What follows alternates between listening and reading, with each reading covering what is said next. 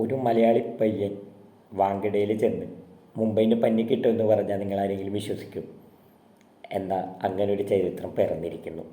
ഇന്ന് ഏപ്രിൽ മാസത്തിൽ 23-ാം തീയതി ഇങ്ങനെ ഒരു ചരിത്രം പിറന്നിരിക്കുന്നു. അല്ലാതെ എന്താ പറയുക, എന്താ മാച്ചായിരുന്നു ഇന്നത്തെ മാച്ച് തുടങ്ങുന്ന മുമ്പ് എല്ലാ പ്രഡിക്ഷൻസും മുംബൈ ജയിക്കുമെന്നായിരുന്നു. കാരണം അതിമനോഹരമായി കളിച്ച് വലിയൊരു വിജയത്തോടെയാണ് മുംബൈ കഴിഞ്ഞ മത്സരം അവസാനിപ്പിച്ചിരുന്നത്. ചെന്നൈയാട്ടെ SRHനോട് തോറ്റ് ഒരു തരം താഴ്ത്തൽ ഭീഷണിയുടെ വക്കിലെ. പക്ഷെ മത്സരം തുടങ്ങി കഴിഞ്ഞപ്പോൾ നമ്മുടെ ചെക്കനങ്ങോട്ട് തൂക്കി. അല്ലെങ്കിൽ മലയാളിയോട് കളിക്കുമ്പോൾ എല്ലാവരും സൂക്ഷിക്കണം. എന്താ പറയണ്ടേ, ചെക്കൻ്റെ സെഞ്ചുറി, 2ാം സെഞ്ചുറി ഈ സീസണിലെ, മൊത്തത്തിൽ IPL 5ാം സെഞ്ചുറി.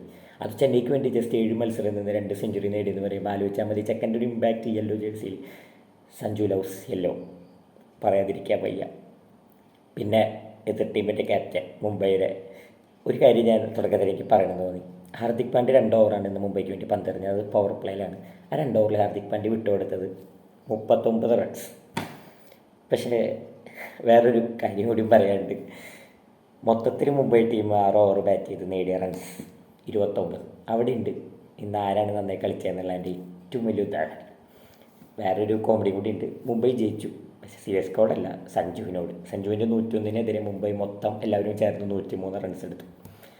അതാണ് ട്രോളൊന്നല്ല, ഇത് ഇന്നത്തെ മത്സരം ശരിക്കും ചാട്ടം തൂക്കി, അങ്ങനെ തന്നെ പറയണം. കമൻറ്റേറ്റേഴ്സിനൊക്കെ 100 നാവാണ് സഞ്ജുവിനോട് ചോദിക്കുന്നത്. കാരണം ആ പിച്ചിൽ അങ്ങനെ ഒരു ബാറ്റ് ചെയ്യാൻ എളുപ്പമുള്ള ഒരു പിച്ചായിരുന്നില്ല. സാധാ വാങ്കഡെ പിച്ച് പോലത്തെ ഒരു പിച്ചായിരുന്നില്ല ഇന്നത്തെ പിച്ച്. അവിടെയാണ് സഞ്ജുവിനെ വ്യത്യസ്തനാക്കുന്നത്. ഇന്നത്തെ മത്സരത്തിൽ സഞ്ജുവിന് മനസ്സിലായി, ഒരു സൈഡിൽ വിക്കറ്റ് വന്നിട്ടുണ്ടെങ്കിൽ സഞ്ജുവിന് മനസ്സിലായി, ഞാൻ അവസാനം വരുന്നത് എന്തെങ്കിലും ചെന്നൈ ടീം എവിടെ എത്താൻ പോകുള്ളേ, വിക്കറ്റ് കൊണ്ട് കളയും, അവസാനം ടീം 150-160 അത് മനസ്സിലാക്കിയ സഞ്ജു 20 ഓവർ നിന്ന് ബാറ്റ് ചെയ്തു. അതിൻ്റെ ഗുണം ടീമിന് കിട്ടി, 200+ എത്തി. അതാണ് സഞ്ജുവിനെ വ്യത്യസ്തമാക്കണം മറ്റുള്ളത്. പിന്നെ എനിക്ക് ഏറ്റവും എടുത്ത് പറയേണ്ടത് ബൂമറാൻ്റെ യോർക്കർ 18ാമത്തെ ഓവറിൽ ചാട്ടം തൂക്കിയൊരു തൂക്കുണ്ട് സ്കൂപ്പിലൂടെ. സംഭവം ഫ്രീ ഹിറ്റാണ്, പക്ഷേ സഞ്ജു ബ്രില്യൻസ് ഉപയോഗിച്ചൊരു സമയമായിരുന്നത്. സഞ്ജുവിന് മനസ്സിലായി യോർക്കർ എന്തായാലും ആ ബോൾ വരും. സഞ്ജു സിമ്പിൾ സ്കൂപ്പ്, ആരും പ്രതീക്ഷിച്ചില്ല. തേർഡ് മാനൊക്കെ മുന്നിലാണ് കയറി നിൽക്കുകയാണ് 30 ഉള്ളിൽ. അടിപൊളി 4, ഒന്നും പറയാനില്ല. പിന്നൊരു മെയിൻ കാര്യം, ചരിത്രത്തിൽ ആദ്യമായാണ് മുംബൈ 100 റൺസിന് മേലെ തോൽക്കുന്നത്. അതും അവരേറ്റവും വൈര്യമുള്ള ശത്രുക്കളായ ചെന്നൈയോട്. അത് അവരെ നെഞ്ചത്തൊരു തീയാളി കത്തിക്കുന്നുള്ള ഉറപ്പാണ്. അവരുടെ മാനേജ്മെൻറ്റിനെതിരെ പോലും പ്രതിഷേധം ഉയരാനുള്ള എല്ലാവിധ സാധ്യതയും ഞാൻ കണ്ടു. വേറൊരു കാര്യം എന്താണെന്ന് വെച്ച് കഴിഞ്ഞാൽ, ഹാർദിക് പാണ്ഡ്യയുടെ ക്യാപ്റ്റൻസി വല്ലാതെ ചോദ്യം ചെയ്യാൻ തുടങ്ങി. വലിയൊരു തോൽവിയോടുകൂടി ശരിക്കും അതൊരു ചോദ്യചിഹ്നമായി മാറിയിരിക്കാൻ. ഇന്ന് ബൂമറെ മാത്രമാണ് അവരിൽ മികച്ചെറിഞ്ഞത്. അതുപോലെ തന്നെ ഗഫൻ സർ അവരെ സ്പിന്നർ എടുത്ത് വേണം. തിരിച്ചാണെങ്കിൽ സ്പിൻ കെണി ഒരുക്കാനൊക്കെ പറഞ്ഞതാണ് അഖിൽ ഹുസൈൻ, വെസ്റ്റ് ഇൻഡീസിൻ്റെ വജ്രായുധം, ചെന്നൈയുടെ ഡയമണ്ട് മോൻ. എന്തൊരു ബോളിങ്! ഓപ്പണിംഗ് ഓവറിൽ തന്നെ അവസാന പന്തിൽ പുതിയ പ്ലെയറായി ഇമ്പാക്റ്റായി വന്ന മുംബൈ ഇമ്പാക്ട് പ്ലെയർ തൂക്കി. പിന്നെ അവരെ ഏറ്റവും ഫോം ബാറ്റ്സ്മാനായി നമാന്തിയറെ കുറ്റി തെറിപ്പിച്ചു. ഇത്രയ്ക്കല്ല ഒരാൾ ചെയ്യേണ്ടത്. പിന്നെ കളി അവർ ഒന്ന് തിരിച്ചു വരാൻ നിന്നപ്പോൾ തിലക് വർമ്മേനെ, കഴിഞ്ഞ കളിയിലെ സെഞ്ചുറി വീരൻ തിലക് വർമ്മേനെ കുറ്റിയെടുത്തു. ഇതിൽ കൂടുതൽ എന്താണ് അഖിൽ ഹുസൈൻ തന്നെ. അഖിൽ ഹുസൈൻ്റെ കൂടെ ബോൾ എറിയുമ്പോൾ നമ്മുടെ നൂർ അഹമ്മദ് വേറൊരു നൂർ അഹമ്മദാണ്. സത്യം പറയാമല്ലോ, മനോഹരമായിട്ടൊരു ഇന്നിങ്സാണ് നൂർ അഹമ്മദ് ഇന്ന് എറിഞ്ഞത്. 2 വിക്കറ്റ് എടുത്തു. ഇവരുടെ സ്പിൻ കെണിയിൽ മുംബൈ വീണു ശരിക്കും.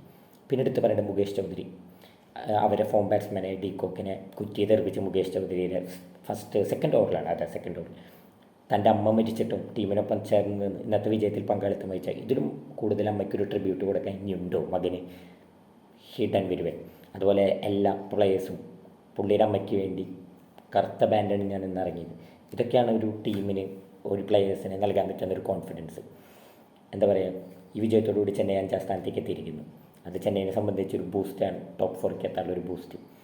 അപ്പോൾ എന്തായാലും പകുതി മത്സരങ്ങൾ IPL പിന്നിടുമ്പോൾ ഓരോ ടീമും ശക്തി ആർജിച്ചുകൊണ്ടിരിക്കുകയാണ്. ചെന്നൈയുടെ ബോളിംഗ് സെറ്റ് ആയിക്കൊണ്ടിരിക്കുന്നു. പർപ്പിൾ ക്യാപ്പ് കമ്പോജിൻ്റെ കയ്യിൽ ഇപ്പോൾ സ്വന്തം 14 വിക്കറ്റുമായി. എന്താണ് വേണ്ടത് പിന്നെ? അതുപോലെ തന്നെ ഓവർടൺ എവിടെ ബോൾ കൊടുത്താലും വിക്കറ്റ് എടുക്കാൻ തുടങ്ങി. ചെന്നൈ ടീം എന്തൊക്കെയോ മിസ് ചെയ്തിരുന്നൊക്കെ തിരിച്ച് പിടിച്ച് തുടങ്ങിയതായിട്ട് എനിക്ക് തോന്നുന്നു. ഈ ചെന്നൈനെ ബൈക്കേണ്ടിയിരിക്കുന്നു. എന്താ പറയുക, പലത് ഈ സീസണിൽ ഇനി സംഭവിക്കാതിരിക്കുന്നു. ഒരു തിരിച്ച് വരവ് പ്രതീക്ഷിക്കുന്നു. ഇനി ധോണി കൂടി വന്നു കഴിഞ്ഞാൽ ടീം വേറെ ലെവലായിരിക്കും.